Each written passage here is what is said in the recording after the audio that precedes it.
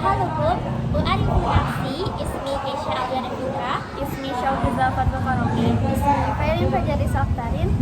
Kami dari kelompok 3, 12 Cakrawangsa akan mempresentasikan Bulughul Maram bab Syuf'ah. Yang pertama-tama akan dipresentasikan oleh Teh Syauki mengenai pengertian atau definisi dari syuf'ah. Bismillahirrahmanirrahim. Pengertian syuf'ah. Kata syuf'ah berasal dari bahasa Arab, yaitu syafa'ah yang berarti menggabungkan kepadanya yang sepertinya. Dikatakan demikian karena orang yang mempunyai hak syuf'ah menggabungkan benda serikat yang dijual oleh temannya kepada miliknya dalam serikat itu hingga terlihat seolah-olah berpasangan. Adapun pengertian syuf'ah menurut terminologi adalah sebagai berikut. Dan yang dimaksud dengan syuf'ah menurut syara, syuf'ah adalah kepemilikan barang syuf'ah oleh Syafi'i sebagai pengganti dari pembeli dengan membayar harga barang kepada pemiliknya sesuai dengan nilai yang biasa dibayar oleh pembeli lain. Syuf'ah menurut istilah adalah hak untuk memiliki secara paksa benda tidak bergerak atau benda tetap yang dijual dengan cara mengganti harga pembayaran dan semua biaya yang telah dikeluarkan oleh pihak pembeli dengan tujuan untuk menghindari kemudaratan karena datangnya perserikatan baru atau tetangga baru. Ini adalah definisi menurut ulama Hanafiyah karena menurut mereka syuf'ah berlaku untuk perserikatan dan tetangga.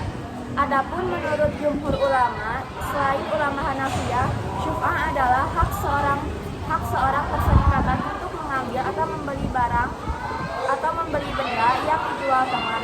Serikatnya berupa benda tidak bergerak dengan mengganti harga atau nilainya yang telah dibayarkan oleh pihak ketiga itu dengan sigot atau lafaz.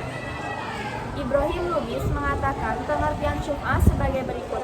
Syuf'ah ialah hak yang diambil dengan paksa oleh serikat lama dari serikat baru atau penyanggahan kongsi menjual barangnya kepada orang lain oleh seorang kongsi. Baik, itu adalah pengertian dari syuf'ah. Baik, untuk selanjutnya yaitu mengenai rukun-rukun syuf'ah oleh Teh Fairin. Rukun-rukun syuf'ah yaitu ada Syafi'i yang mengambil, dan masyfu anhu yaitu yang diambil darinya, dan masyfu yaitu barang atau entitas yang diambil. Baik, untuk selanjutnya hadis-hadisnya akan dibacakan oleh Teh Fairin dan penjelasan serta keterangannya akan dibacakan oleh saya sendiri yaitu Keisha. Bismillahirrahmanirrahim. An Jabir bin Abdullah radhiyallahu anha qala qadi Rasulullah sallallahu alaihi wasallam di syuf'ati fi kulli ma lam yaqsam fa iza waqa'atil hududu tasarrafat al-turuqu fala syuf'ah. Muttafaqun alaihi wa lafzul Bukhari. Dari Jabir ibnu Abdullah, semoga Allah meridainya, ia telah berkata, Rasulullah Shallallahu Alaihi Wasallam telah menetapkan berlakunya syuf'ah, hak membeli bagian dari dua orang yang bersekutu pada setiap sesuatu yang belum dibagi. Apabila telah dibatasi dan telah diatur peraturannya, maka tidak berlaku syuf'ah. Muttafaqun alaihi dan lafaznya menurut Bukhari. Untuk hadis nomor 2 yaitu wa fi riwayati Muslim asyafatu fi kulli syirik ardi aw rabi'i aw haidi la yasluhu an yabi'a hatta yaridu ala syariki. Wa fi riwayati Tahawi qadan Nabi sallallahu alaihi wasallam bi syuf'ati fi kulli syai'in wa rijalu sikatun. Menurut riwayat Muslim, syuf'ah itu berlaku dalam setiap persekutuan, baik dalam tanah, kampung, atau kebun. Tidak boleh dalam suatu lafaz, tidak halal menjualnya hingga ditawarkan kepada sekutunya. Menurut riwayat Tahawi, Nabi Shallallahu Alaihi Wasallam menetapkan berlakunya syuf'ah dalam segala sesuatu. Para perawinya dapat dipercaya. Dan untuk hadis ketiga, wa an Anas bin Malik radhiyallahu anhu qala Rasulullah sallallahu alaihi wasallam jarud dari ahaqu bid dari rawahu Nasa'i wa sahahu bin Hibbana walahu illah. Anas ibnu Malik radhiyallahu anhu berkata bahwa Rasulullah sallallahu alaihi wasallam bersabda, tetangga tetangga sebelah rumah lebih baik berhak terhadap rumah itu. Riwayat Nasai dinilai oleh sahih oleh Ibnu Hibban dan ia mempunyai ilah. Kemudian untuk hadis nomor 4, wa an Abi Rafi'i radhiyallahu anhu qala Rasulullah sallallahu alaihi wasallam al-jaru ahaqqu bisa qabihi. Akhrajahul Bukhari wa fihi kisah. Dari Abu Rafi radhiyallahu anhu bahwa Rasulullah sallallahu alaihi wasallam bersabda, tetangga itu lebih berhak karena kedekatannya. Riwayat Bukhari dan Hakim. Hadis tersebut mempunyai kisah. Kemudian hadis untuk selanjutnya, wa an Jabirin qala Rasulullah sallallahu alaihi wasallam al-jaru ahaqqu bi syaf'ati jarihi yatahuru biha wa in kana aibah iza kana tariquma wahidan. Rawahu Ahmad wal arba'ah wa rijaluhu siqat. Dari Jabir radhiyallahu anhu bahwa Rasulullah sallallahu alaihi wasallam bersabda, tetangga itu lebih berhak dengan syuf'ah tetangganya. Ia dinanti walaupun sedang pergi jika jalan mereka satu. Riwayat Ahmad dan Imam 4. Para perawinya dapat dipercaya. Dan hadis terakhir yaitu wa an Ibni Umar radhiyallahu anhuma ani Nabi sallallahu alaihi wasallam qala asyuf'atu kahallul iqali.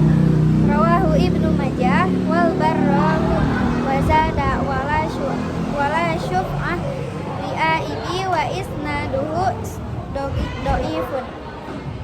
Dari Ibnu Umar bahwa Nabi Shallallahu Alaihi Wasallam bersabda, syuf'ah itu laksana melepaskan unta. Riwayat Ibnu Majah dan Al-Bazar dengan tambahan tidak ada syuf'ah bagi orang yang pergi dan sanadnya lemah. Baik teman-teman, tadi sudah dijelaskan oleh rekan-rekan saya mengenai definisi syuf'ah dan mengenai hadis-hadis syuf'ah. Untuk selanjutnya yaitu akan dipaparkan mengenai keterangan hadisnya, tetapi keterangan hadisnya tuh tidak semuanya ada keterangannya karena ada beberapa hadis yang sudah jelas, jadi tidak perlu diterangkan lagi. Dan di sini saya akan menjelaskan mengenai keterangannya. Untuk keterangan yang pertama yaitu dari hadis dari Jabir ibnu Abdullah, yaitu yang pertama, satu tanah atau satu rumah yang dipunyai oleh dua orang sedang batas-batasnya belum diadakan dan jalan-jalannya pun belum dibereskan, maka seseorang dari dua orang itu tidak boleh jual bagiannya kepada orang lain sebelum ditawarkan kepada sekutunya. Dan untuk kedua, keterangan kedua yaitu satu tanah atau satu rumah yang sudah diatur batas-batasnya dan jalan-jalannya hingga masing-masing bagiannya sudah terpisah, maka masing-masing boleh jual bagiannya kepada siapa saja. Dan untuk keterangan lainnya ada pada hadis dari Anas ibnu Malik, yaitu keterangan mengenai hadis tersebut, yaitu maksudnya seseorang yang hendak jual rumahnya atau tanahnya, lebih utama dia tawarkan kepada tetangga bagi rumah atau tanah itu. Lalu untuk keterangan selanjutnya hadis dari Abu Rafi, yaitu seseorang kalau hendak menjual rumahnya atau kebunnya, maka tetangganya lebih berhak ditawarkan dan membelinya daripada orang lain. Baik, untuk selanjutnya yaitu keterangan hadis dari Abu Rafi lagi. Keterangan pertama yaitu seorang tetangga lebih berhak dari lain orang pada pembeli rumah atau tanah tetangganya yang hendak dijual apabila yang hendak dijual itu jalannya satu dan hak miliknya. Lalu keterangan nomor 2, sekiranya tetangga itu belum balik atau masih di dalam pelayaran, maka hak membeli itu ditangguhkan sampai ia balik atau sampai ia kembali. Lalu ada keterangan hadis lagi yang terakhir, hadis dari Jabir. Ada 2 keterangan. Keterangan pertama yaitu hak syuf'ah itu seperti melepaskan onta, yakni akan luput apabila tidak lekas-lekas dipegang. Lalu keterangan keduanya, ada beberapa hadis tentang tidak ada syuf'ah bagi anak-anak, bagi orang yang bepergian, bagi Yahudi, bagi Nasrani, tetapi ulama hadis berkata itu semua tidak sah. Baik teman-teman, untuk presentasi bab syuf'ah dari kelompok 3 dicukupkan sekian. Terima kasih atas segala perhatiannya dan mohon maaf apabila kami terdapat kesalahan. Ditutup dengan doa, Rabbana atina fid dunya hasanah wa fil akhirati hasanah wa qina adzabannar. Wassalamualaikum warahmatullahi wabarakatuh. Syukran.